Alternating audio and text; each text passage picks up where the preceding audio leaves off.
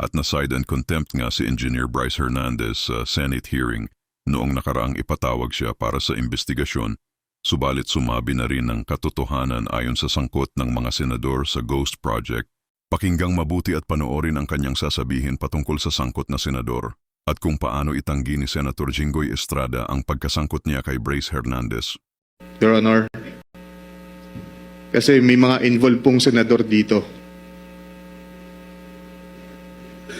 At hindi ko po alam ang magiging kapalaran ko pag binalik niyo ako doon. Magsalita ka muna. And this committee will assure you that you will be protected. Si Senator Jinggoy po ay nagbaba ng 355 million ngayong 2025 sa mga ilang projects sa Bulacan. Ang sabi po ng boss ko dito ay 30% ang commitment dito. Ang mga projects po na to ay construction of flood mitigating structure with pumping station and floodgate phase 3 sa Hagonoy, Bulacan.